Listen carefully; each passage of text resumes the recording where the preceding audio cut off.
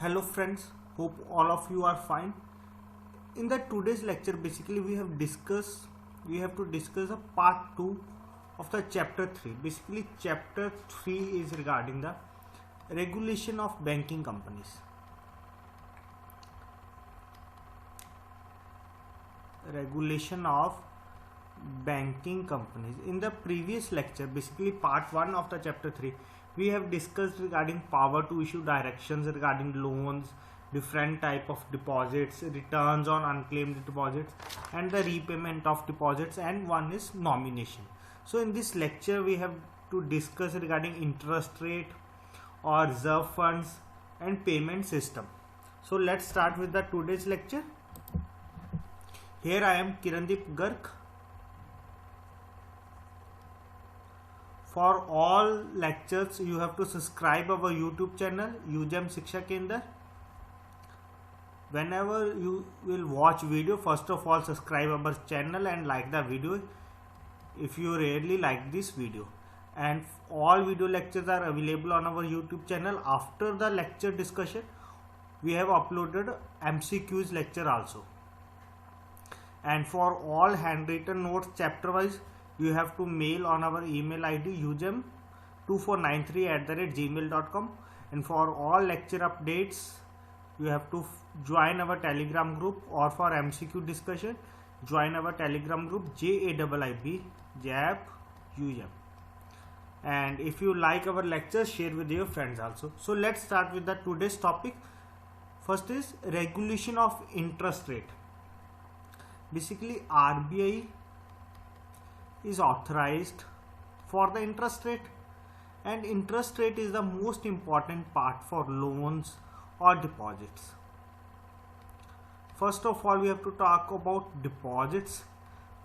In deposits there is like saving account or current account. On current account no interest rate, and on the saving account presently 3 to 3.5 interest rate. For different banks the amount of interest rate is different, and RBI is authorized to regulate, interest rate under section 21 of the Banking Regulation Act. This is important. Under which section RBI regulates interest rate? Under section 21 of the Banking Regulation Act. And further, interest rate on loans. For loans, section 21E of the Banking Regulation Act. For loans, basically specifically section 21E of the Banking Regulation Act. Initially RBI introduced BPLR system for interest rate in 2003. BPLR stands for benchmark prime lending rate. Here we do not go in detail regarding BPLR because these are the previous systems. After that they changed into base rate. Basically BPLR is replaced by base rate.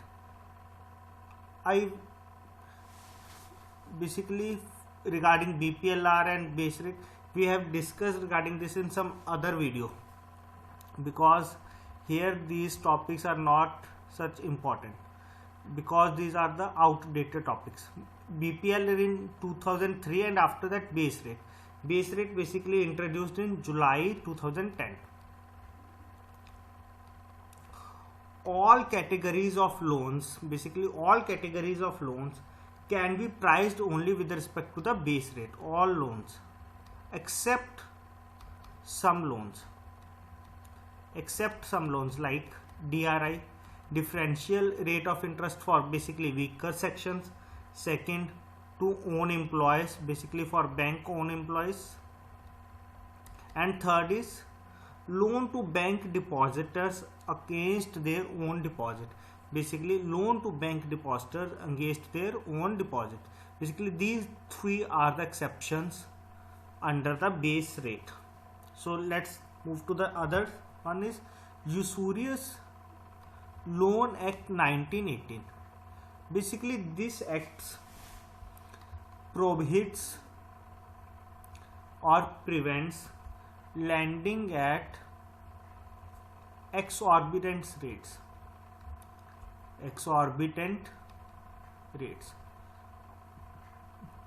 Basically, this means it prohibits lending at very high rates of interest rate, at very high rate of interest. This is the act. And also law has been made, basically law has been made under this act to protect the weaker section. Why this act is formed? Basically, money lenders in villages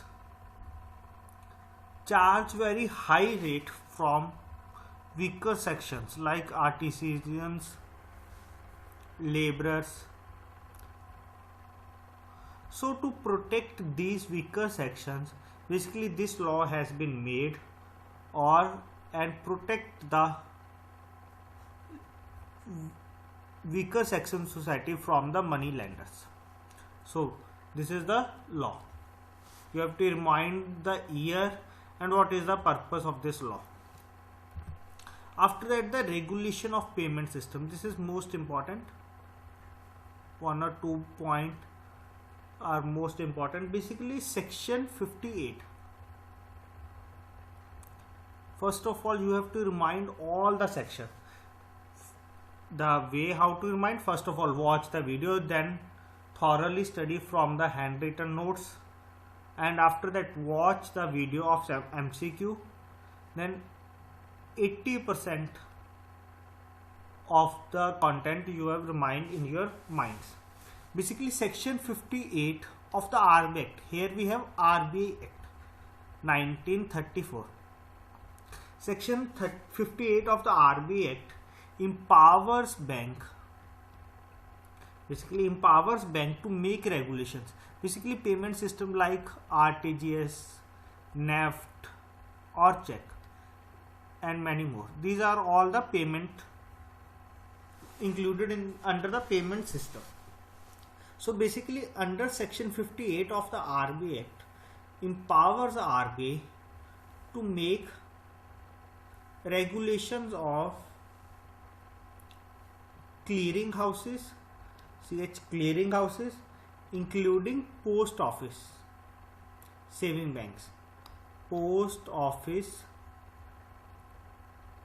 saving bank account. So under section 58 of the RBI, basically it empowers RBI to make regulation of clearing houses of banks and including post offices of SBI accounts. Like banks, we have also financial institution. For financial institution, this provision is mentioned under section 45 of the RBI Act. So you have to remind both the sections, section 58 for banks and post offices, and for financial institutions, section 45 of the RBI Act. Basically, for payment system, they have made a act which is known as PSS Act, Payment and Settlement System Act 2007, and this system came into effect on 12th August 2008. And further, RBI constitutes a central board of committee on this system, which is known as BPSS,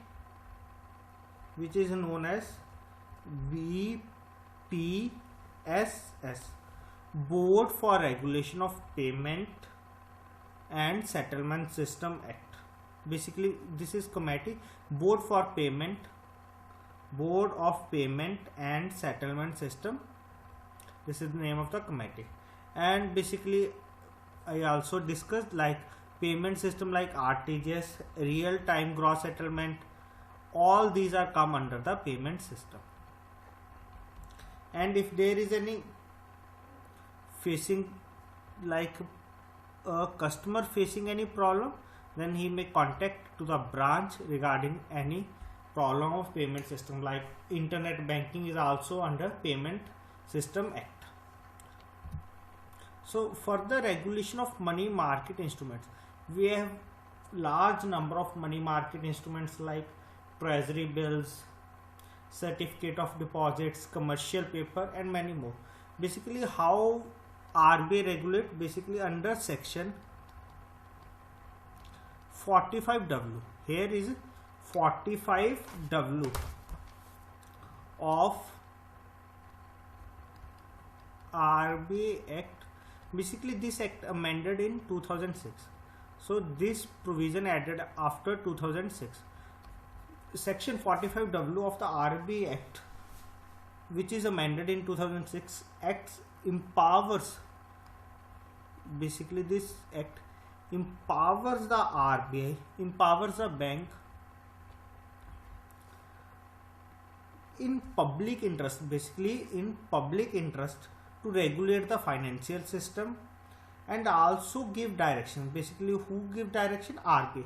RBI give directions on the behalf of all agencies in any of them. Basically RBI gives instruction on behalf of all the agencies, like basically which are indulged, which work like dealing in securities, money market instruments, or foreign securities. So basically under which section? Section 45W of the RBI Act amended 2006 empowers the bank to issue or regulate money market instruments. Further, reserve fund, most important question or topic. 2 questions from this topic, directly from this topic in the exam. So what is the meaning of reserve fund? RBI has authority to regulate banks, and they also order to all the banks to reserve some fund with them, basically with the bank and also with the RBI, to protect the depositors. How the reserve fund is to be created? Basically there are 4 to 5 points regarding the reserve fund. We have 2 types of reserve fund, like cash reserve ratio and the other one is there is not, only we have discussed the cash reserve ratio. Here important is cash reserve ratio.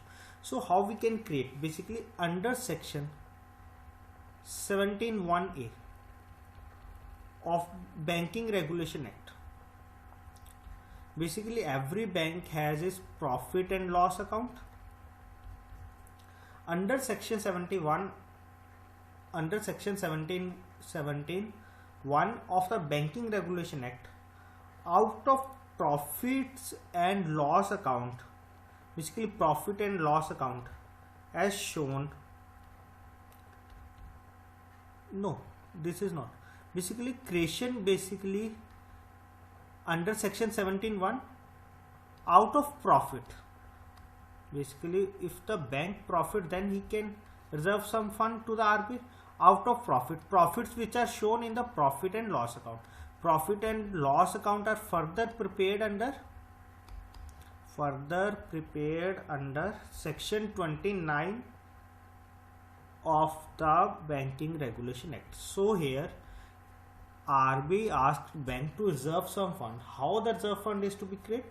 Basically under section 17(1) of the Banking Regulation Act, RBI says that you banks already earn profit from their funds, and these profits are shown in the profit and loss account, which is profit and loss account is prepared under the section 29 of the Banking Regulation Act. So banks have to deposit some profits out of their profit and loss accounts in the reserve fund. And how much fund? Every year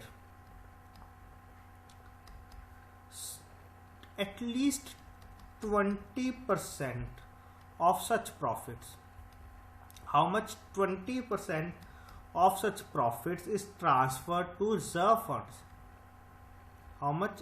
20% is transferred to reserve fund when before any dividend is declared. Most important, before any dividend is declared. So when bank transfer such reserve fund, actually basically before the dividend is declared, because dividend is given to the shareholders of the bank. And how much is the 20% amount is given to the reserve fund. Further after that, how is the exemption from this contribution is possible? Basically, can RBI exempt any bank from this contribution? Yes, but on some conditions. So which are the conditions? If the banking company has an adequate capital and reserve to its deposits liabilities. Basically, if the bank has an adequate capital with respect to its deposit liabilities, then RBI can recommend to the Government of India. Basically, to whom? Then RBI can recommend to the Government of India regarding exemption from transfer of profits to the reserve funds. Basically, RBI not give any order regarding that. Basically, RBI can recommend that banking company to the Government of India that this banking company has adequate capital with respect to its deposit liabilities. So we can recommend this banking company from contribution in the reserve fund. And further, when RBI can recommend, when the amount in a reserve fund is not less than the paid up capital of the bank. When the amount in the reserve fund is not less than paid up capital of the bank. Here is one more condition: when the amount in the reserve fund is not less than the paid up capital of the bank. So here these are the two exemptions, and RBI can recommend this to the Government of India regarding exemption from contribution. This order can be made under section 17(1) of the Banking Regulation Act. So let's move to the third point: appropriation from the reserve fund. First of all, we have to know the meaning of appropriation. Appropriation means basically money set aside by formal action.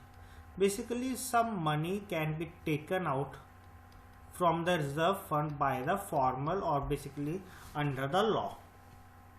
So if appropriation from reserve fund, appropriation of any amount from the reserve fund has to be reported. Basically, if any banking company take appropriation from the reserve fund, then has to be reported to RBI within 21 days. In how many days? Within 21 days from such appropriation. So here which type of question comes? First of all, they ask the what is the meaning of appropriation, and second is under how many days, before how many days such appropriation must be reported to the RBI. Basically, under within 21 days this type of appropriation is to be reported to the RBI. And all these, like here we have all this reserve fund discussion regarding Indian banks, and what happens to the foreign banks. For foreign banks also they have to reserve fund with RBI. Under which section? under section 11(2) of the Banking Regulation Act, that they had to deposit, requires them to deposit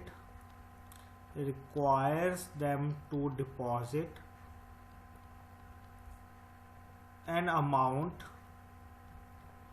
with RBI, basically an amount with RBI. How much? 20% of the profit every year. How much amount? 20% of the property every year. And in which way? Basically there is not any compulsion regarding that all this amount is to be submitted in the form of cash or any other form. They have to deposit in the form of cash or in the form of unencumbered approved securities. Unencumbered